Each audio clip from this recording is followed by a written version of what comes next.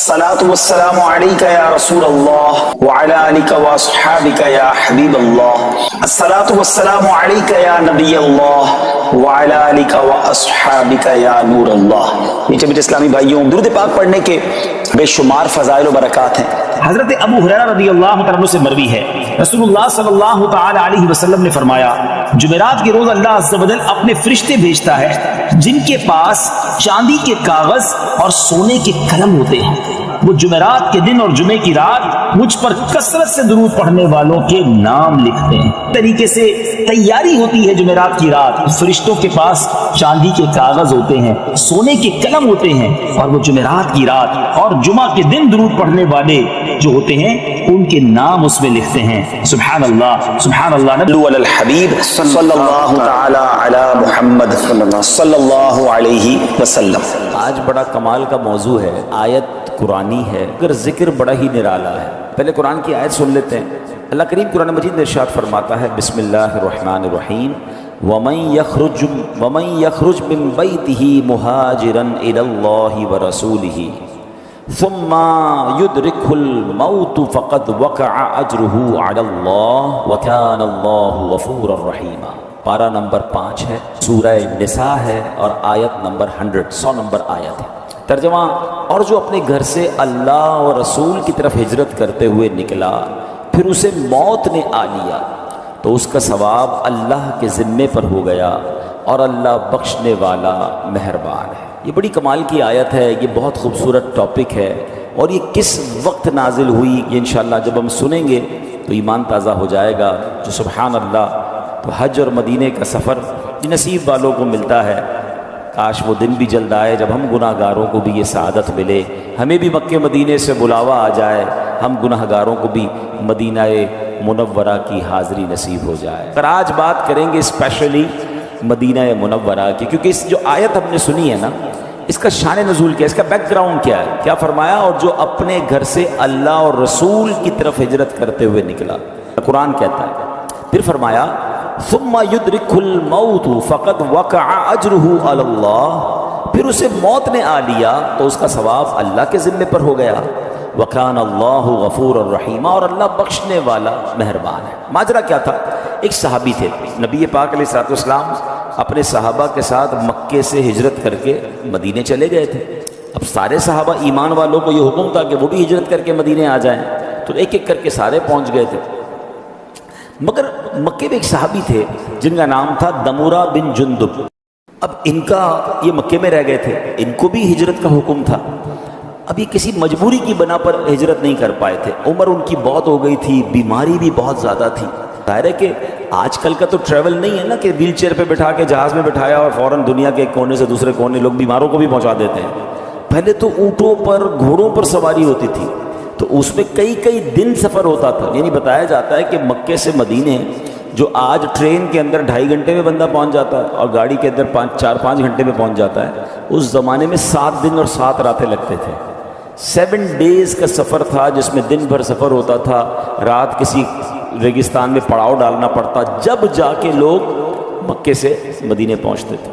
تو اب کیا ہوا کہ وہ جب بیمار تھے نہیں جا پا رہے تھے، لیکن ان کا دل بڑا مچلتا تھا، وہ نبی پاک کی یاد آتی تھی، آقا علیہ الصلوۃ والسلام کے دربار میں جانا تھا۔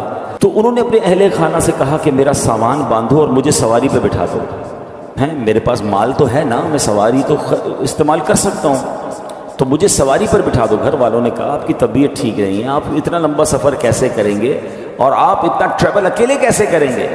آپ بول بھی پراپر نہیں پا رہے تھے۔ تو انہوں نے پوچھا جانا کدھر ہے؟ تو انہوں نے اشارے سے مدینے کی طرف بتایا کہ مجھے مدینے جانا ہے، مجھے میرے نبی کے پاس جانا ہے صلی اللہ تعالیٰ علیہ وسلم۔ آپ کے لیے زبردست وظیفہ لے کر آیا ہوں۔ اگر آپ بیماری سے شفا چاہتے ہیں درود پاک پڑھیے، قرض سے نجات چاہتے ہیں درود پاک پڑھیے، آپ روزی میں برکت چاہتے ہیں تو درود پاک پڑھیے، آپ عزتوں میں اضافہ چاہتے ہیں تو درود پاک پڑھیے، آپ پریشانیوں سے، مصیبتوں سے بچنا چاہتے ہیں درود پاک پڑھیے، بلاؤں وباؤں سے بچنا چاہتے ہیں درود پاک پڑھیے۔ درود پاک نعمت کتنی بڑی ہے، درود پاک پڑھنے والے کے وارے نیارے ہو جاتے ہیں، اللہ کی رحمتیں نازل ہوں، رب کی طرف سے سلامتی نازل ہو، تو اور کیا چاہیے؟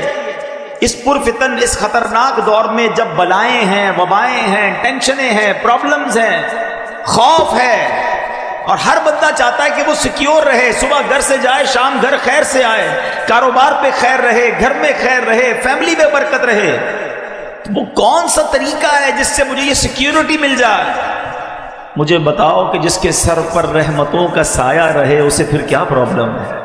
اور اللہ کی رحمت کس کے ساتھ ہے کہ جو ایک بار درود پاک پڑھے اس پر 10 رحمتیں نازل کی جاتی ہیں۔ اب کیا کیا، جب بڑی انہوں نے ضد کی، ورنہ آپ کو اندازہ ہے کہ بندہ بیمار ہو، اتنی بڑی عمر ہو تو گھر والے کہیں نہیں جانے دیتے، مگر آپ کا شوق ایسا تھا، آپ کی تڑپ ایسی تھی کہ آپ کا سامان سواری پر رکھا اور آپ کو اس سواری پر بٹھا دیا اور آپ کی سواری چل پڑی۔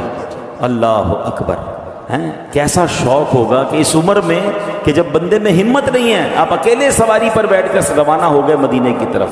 سبحان اللہ! اعلیٰ حضرت امام اہل سنت کا ایک شعر ہے نا، شوق روکے نہ رکے، پاؤں اٹھائے نہ اٹھیں، کیسی مشکل میں ہے اللہ تمنائی دوست۔ کہ ایک ایسا شوق ہے کہ رکنے نہیں دیتا، حالت یہ ہے کہ پیر بھی نہیں اٹھ رہا، مگر ان دونوں مشکلوں میں جو نبی پاک سے محبت رکھنے والا ہے وہ اس کے بھی لطف اٹھا رہا ہے۔ آپ بیٹھ گئے سواری پر، روانہ ہو گئی سواری۔ اب جب یہ سواری روانہ ہوئی تو اگر آج کا نقشہ دیکھیں تو آپ 11 کلومیٹر سے زیادہ سفر نہیں کر پائے۔ جو ماشاءاللہ مکے گئے ہیں وہ جلدی پک کر لیں گے میری بات کو۔ ایک مسجد ہے جس کو مسجد عائشہ کہا جاتا ہے، مسجد عمرہ بھی کہا جاتا ہے، ایک اس کا نام مسجد تنعیم بھی ہے، وہ اب مسجد ہے۔ اس ایریا میں ہی آپ پہنچ پائے، یعنی ابھی آپ مکے سے تھوڑا ہی باہر نکل پائے کہ آپ کا انتقال ہو گیا، آپ مدینے پہنچ نہیں سکے۔ تو اب کیا ہوا کہ لوگوں نے باتیں کرنا شروع کی کہ کاش یہ مدینے پہنچ جاتے تو ان کا ثواب کمپلیٹ ہو جاتا، ان کی ہجرت کمپلیٹ ہو جاتی، یہ مزید ثواب کماتے۔ تو قرآن پاک کی آیت نازل ہوئی، اور اس آیت میں کیا رب نے فرمایا؟ سبحان اللہ! میرے رب کی شان دیکھیں، اللہ کریم کی بارگاہ میں ہے نا، یہ فلسفہ سمجھ لیں، وہاں دل دیکھا جاتا ہے، عمل کی باری تو بہت بعد میں آتی۔ آپ کی نیت کیا تھی؟ آپ نے نیت کر کے کام شروع کر دیا نا، بے شک نہ کر پائیں، میرا کریم جانتا ہے کہ اس کی نیت کیا تھی، اللہ وہ اجر عطا فرما دیتا ہے۔ اب کیا دیکھیں قرآن کی آیت نازل ہوئی، کیسے زبردست صحابی ہیں، ان کا جذبہ کیسا تھا مدینے پہنچنے کا، نبی پاک سے ملاقات کا شوق کیسا تھا کہ ان کے اس عمل پر قرآن کی آیت نازل ہوئی۔ اور سچی بات یہ رہتی دنیا کو ایک رہنمائی کے مدنی پھول بھی مل گئے کہ قرآن کیا کہتا ہے، وَمَن يَخْرُجْ مِن بَيْتِهِ مُهَاجِرًا إِلَى اللَّهِ وَرَسُولِهِ، فرمایا جو اپنے گھر سے اللہ اور رسول کی طرف ہجرت کرتے ہوئے نکلا، ثم يدرك الموت فقد وقع اجره على اللہ، فرمایا پھر اسے موت نے آ لیا تو اس کا ثواب اللہ کے ذمے پر ہو گیا۔ پہنچ نہیں سکا مگر اگر راستے میں نکل گیا نا تو ثواب پکا ہو گیا۔ پھر کیا فرمایا؟